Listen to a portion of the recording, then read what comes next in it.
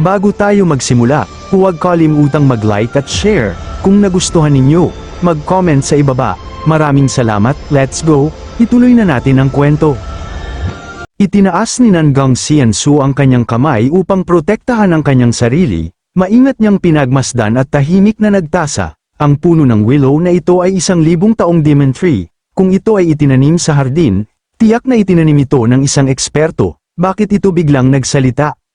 Pagkatapos ay taimtim ding nagsagawa si Nangang Xiansu ng isang seremonya sa harap ng puno ng willow. Sinabi niya, ang nakababata ay pansamantalang naantig, umaasang patatawarin ng nakatatanda. Hindi lang alam kung anong dahilan ang ibig sabihin ng nakatatanda nang sabihing hindi pa makakalusot ang nakababata. Gaya ng inaasahan, agad na itinuro ng puno ng willow ang kanyang pagkakamali, walang alam, hindi man lang yumuko upang tingnan ang chessboard ng may-ari, kung walang magpapaalala sa kanya. Hindi siya titignang mabuti kahit isang beses.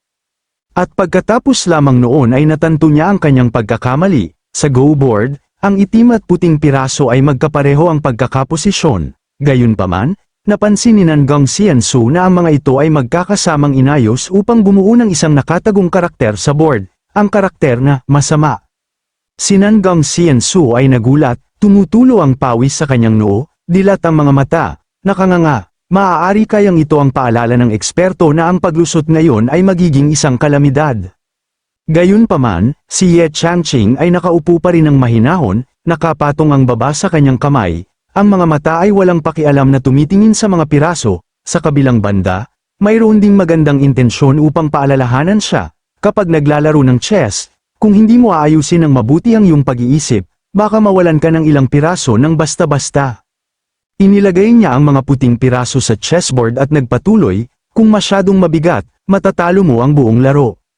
Naisip ni Nangang Xiansu sa kanyang sarili, sa una, basta na lamang siyang nagsabi ng isang pangungusap, ngunit siya ay labis na nag-iisip ngayon, nakikita ng eksperto na ang aking kalagayan ng puso ay kasalukuyang hindi matatag, kung pipilitin kong lumusat, kung magaan, mabibigo ako at masisira ang aking tunay na yuan, kung mabigat, mabibigo ako ng husto at mahuhulog sa panganib.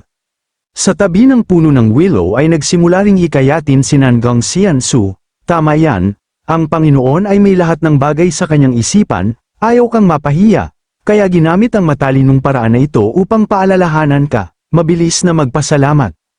Matapos maliwanagan ang puno ng willow, agad na isinagawa ni Nangang Xiansu ito, tumayo siya, pagkatapos ay magalang na yumuko kay Ye Changqing. Ang eksperto ay tunay na kakilakilabot, hinahangaan kita. Si Ye Changqing ay medyo nagulat na may ilang malalaking tandang pananong na lumalabas sa kanyang ulo, lihim siyang nagsisi, oh, sumuko na pagkatapos lamang ng ilang galaw, hindi ko pa nga nagagamit ang lahat ng aking mga lansihin, kaya, nagpatuloy siya sa pagsigla, ano ang sinabi ng matanda, magpatuloy tayo. Si Nangang Xiansu, matapos maunawaan ang sitwasyon, ay matatag na tinanggihan ang kanyang panukala, hindi ako makakapantay kahit ikasampu ng kasanayan ng isang eksperto, hindi ako nangangahas na magpakitang gilas sa harap ng isang Panginoon. Ang sanga ng willow ay marahang umuga, naghulog ng isang lilang dahon mula sa itaas, itinaas ni Nangang Xiansu ang kanyang kamay upang matanggap ang regalo, at ang dahon ay tahimik na nakahiga sa kanyang palad, sinabi ng willow, ituring mo itong isang tanda ng tadhana na ipinagkaloob sa iyo. Umalis ka na agad. Tiniklap ang kanyang mga kamay sa harapan, taimtim na sumagot si Nangang Xiansu, naiintindihan ko. Sa harap ng pagtanggi ng matanda, wala ring magawa si Ye Changqing at sinabi, sige, kung gayon. Yumuko sa kanya si Nangang Xiansu at sinabi, ginulo ko kayo ngayong araw, aalis na ako, at siya nga ay umalis, dahan-dahan, lumayo mula sa tirahan ni Ye Changqing. Pinagmamasdan ng kanyang kakaibang kilos, hindi napigilan ni Ye Changqing na magtaka, bakit siya umalis, napansin niya na ang matanda ay may maraming interaction sa puno ng willow, agad na nag-isip si Ye Changqing, tiyak na siya ay allergic sa pollen ng willow. Sa sandaling ito, lamambat ang puso ni Nangang Xiansu, ang kanyang espada ay tumagos sa hindi mabilang na mga hanay ng bundok, matapos ang karanasang ito, hindi napigilan ni Nangang Xiansu na bumulalas. Hindi ko inaasahan na mayroong ganoong kalaking kapangyarihan na nakatago sa banal na lupain ng Taishan, mukhang ang pagkatalo sa kanya ay makatwiran din. Mabagal na lumipas ang oras at sa wakas ay narating nila ang huling yugto ng kompetisyon sa sining pandigma sa pagitan ng dalawang dakilang banal na lupain. Tumingin si Chang Zuan sa listahan at hindi napigil ang bumulalas. Hindi masama, ang iba't ibang kakaiba at mahiwagang pamamaraan ng espada ay nagdulot ng kaunting pakinabang. Si Su Shitian sa tabi niya ay hindi mapigil ang kanyang galit, labis na hindi komportable sa loob. Si Su ay medyo mayabang, na nagpapahirap sa kanya. Hindi lamang siya walang nakuha, kundi kinailangan din niyang magbayad para sa dalawang kayamanan, na labis siyang ikinagalit. Pagkatapos ay sinupil ni Su Shitian ang kanyang emosyon at nagpanggap na mahinahon habang pinaalalahanan si Chang Zuan, kailan mo ako dadalhin upang makilala ang matandang Panginoong iyon. Nang marinig ito, ang mukha ni Chang Zuan ay napunta mula sa masaya tungo sa mapatla, agad siyang lumingon, ngumiti ng awkward habang nagpapaliwanag, Senior Su, hindi sa ayaw kitang dalhin, ngunit kailangang magnilay-nilay ng Panginoon, at hindi maginhawang abalahin siya. Nakita ni Su Shitian na nag-aalangan ang kabilang panig at patuloy na sumalakay, kapatid na hindi ako nagmamadali, ang banal na bandila na si Nangang Xiansu ay darating na, at ang kanyang layunin ay para rin sa eksperto sa likuran ng ating sekta. Nang marinig ito, nagulat si Chang Zuan at nagtanong, ganoon ba? Tumango si Su Shitian bilang kumpirmasyon. Naisip ni Chang Zuan sa kanyang sarili, si Nangang Sr. ay nakamit ang rurok sa dao ng chess, malamang naaabuti ng wala pang 50 taon para makalusot siya sa pagkakataong ito. Siya naman ang naguguluhan, nag-isip siya, ang ganitong figure ay hindi madaling harapin, hindi ko inaasahan na gagamitin ni Su Shitian ang pangalan ni Nangang Sr. upang pilitin akong dalhin siya upang makilala si Sr. Ye Changqing. Ilang sandali lamang, isang boses ang nag-anunsyo, ang banal na bandila mula kay Nangang Xiansu ay dumating na, makalipas ang ilang sandali, siya ay lumitaw sa bulwagan ng Taishan. Agad na tumakbo si Su Shitian palapit sa kanya, Senior Nangang, nandito ka na, magalang na yumuko si Chang Zuan, sinasabing, si Chang Zuan ay nagbibigay pugay sa banal na chess. Ngumiti si Nangang Xiansu at sinabi, pagbati sa dalawang banal na Panginoon. Lumapit kay Chang Zuan, sinabi ni Nangang Xiansu, ngayon ako ay dumating ng walang paanyaya, umaasang patatawarin ako ni Senior Chang Zuan. Yumuko si Chang Zuan at sumagot, hindi ko po magagawa, hindi ko po magagawa. Sa katotohanan, siya ay nalulugod na makita si Nangang Xiansu, ang pagbisita ng banal na senior sa aming Taishan Holy Land ay isang karangalan. Sinabi ni Nangang Xiansu, habang sinusuportahan si Chang Zuan, ang banal na Panginoon ng Taishan ay hindi nangangailangan ng maraming seremonya. Noong nakaraan ay nagawa mong masira ang aming Four Dragons Water Formation na tunay na kahanga-hanga. Tinapak niya ang likod ni Chang Zuan at tumawa na parang walang alam. Humanga ako. Tunay na humanga. Lihim na pinagpapawisan si Chang Zuan dahil alam niyang hindi siya ang sumire sa Water Formation. Sa sandaling ito, sinamantala ni Su Shitian sa likuran ni Nangang Xiansu ang pagkakataon upang tuksuhin. Maaaring hindi alam ni Senior Nangang ito, kahit na si kapatid na ay bihasa sa sining pandigma. Siya lamang ay hindi nagawang masira ang iyong porma sayon, may isang eksperto sa likuran niya. Si Chang Zuan, na ngayon ay masyadong nahihiya upang tumingin kahit kanino, ay namula ng husto, at nagpatuloy si Su Shitian, marahil ay maaaring akayin tayo ng banal na Panginoon ng Taishan upang makilala ang tunay na tao sa likuran ng lahat ng ito. Ang ulo ni Chang Zuan ay halos umuusok na sa galit, hinawakan niya si Su Shitian sa kwelyo at sumigaw, Su, matandang multo, huwag mong subukan ang iyong kapalaran. Mahinahong tumugon si Su Shitian, bakit nais itago ni kapatid na ang katotohanan? Alam ng lahat ang maraming panlilinlang at pakana na umiikot sa isipan ni Su Shitian, si Nangang Sr. ay isang mahilig sa chess, hindi niya bibitawan ang sinumang dalubhasa sa laro. Gayunpaman, hindi inaasahan ang naging takbo ng tadhana nang sabihin ni Nangang Xiansu, sa totoo lang, bago ako dumating sa Taishan, nakilala ko na ang ekspertong yun. Ang dalawang matandang lalaki ay naiwang tulala, dilat ang kanilang mga mata sa hindi makapaniwala, hinimas ni Nangang Xiansu ang kanyang balbas at tahimik na inamin, tunay nga, ito ay lumampas sa aking imahinasyon.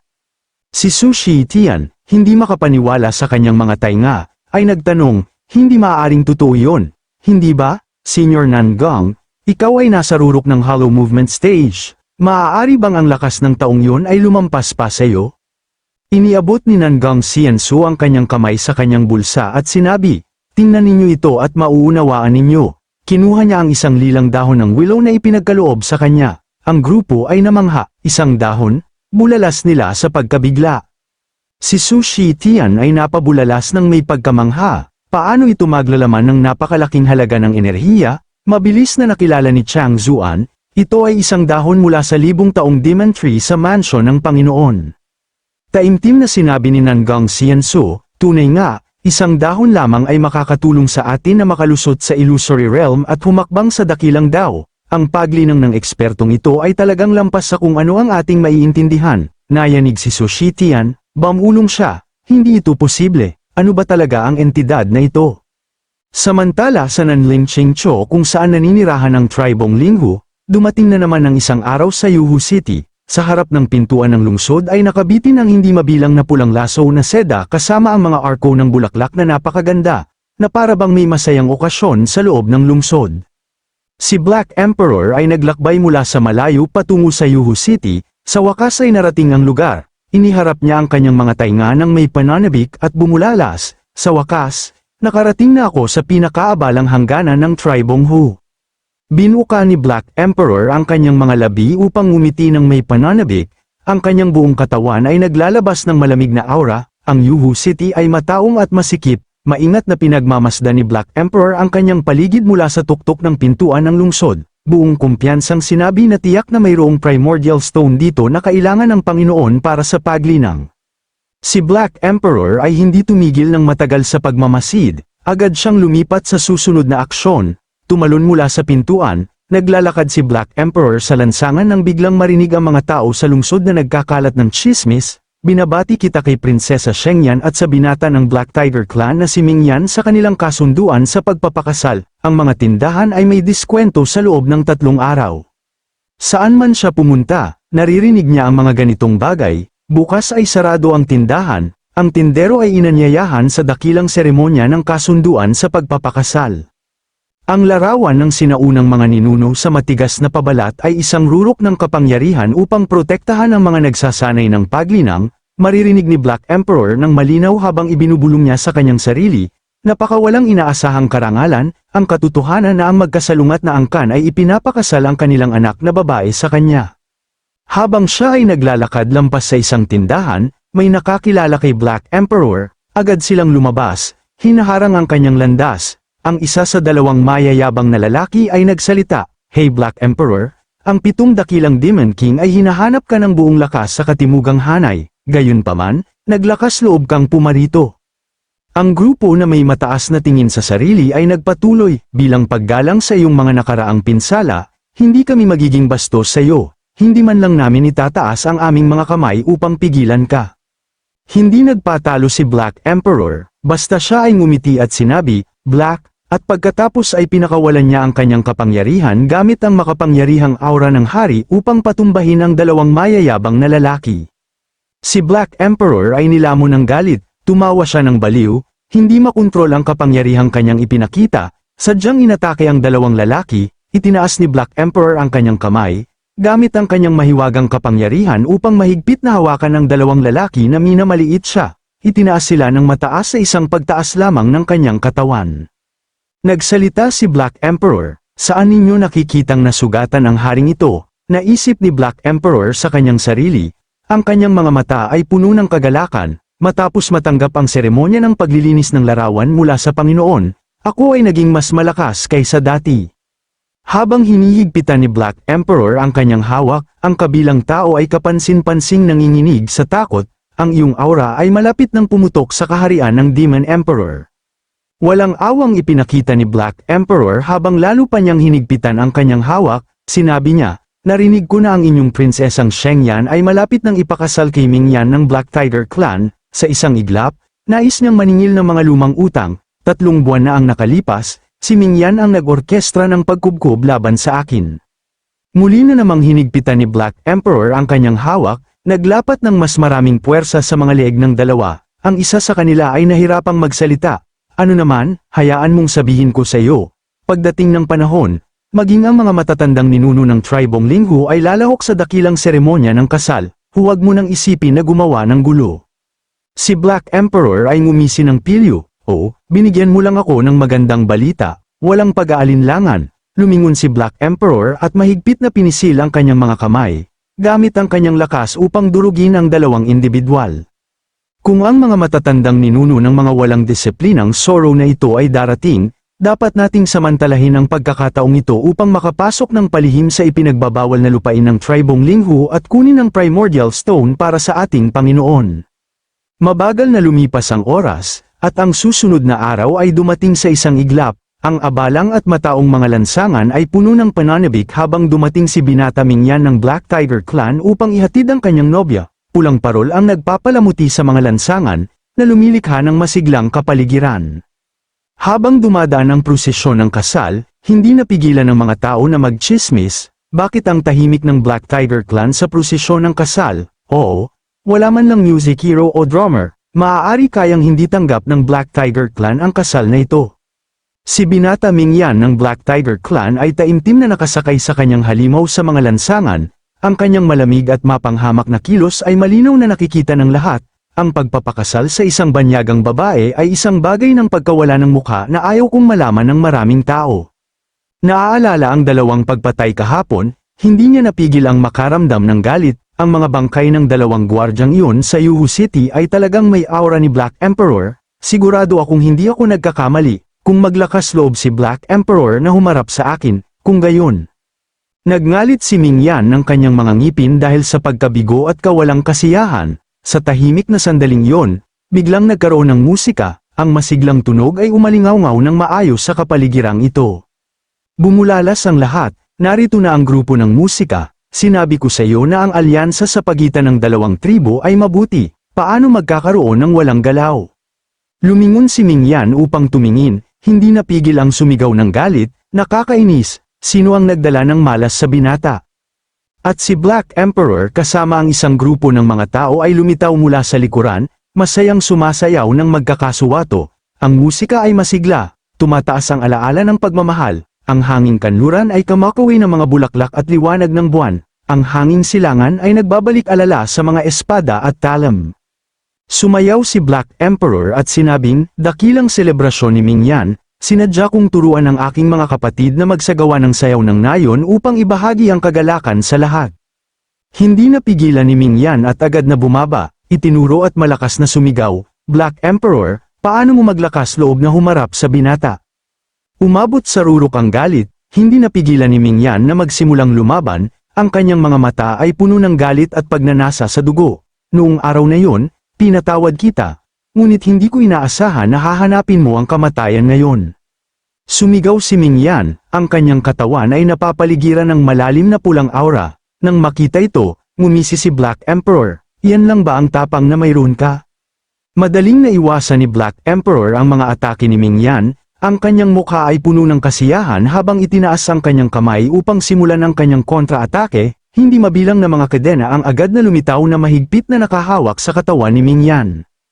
Hingal niyang sabi, ano ito? Kumembot si Black Emperor gamit ang kanyang daliri sa hangin, na naging dahilan upang itulak pababa si Mingyan at tumama ng malakas sa lupa. Si Mingyan ay lubusang nasupil, nahihirapang magsalita. Sinabi niya, ilang buwan na ang nakalipas mula noong huli tayong nagkita, hindi ko inaasahan na makakalusot ka.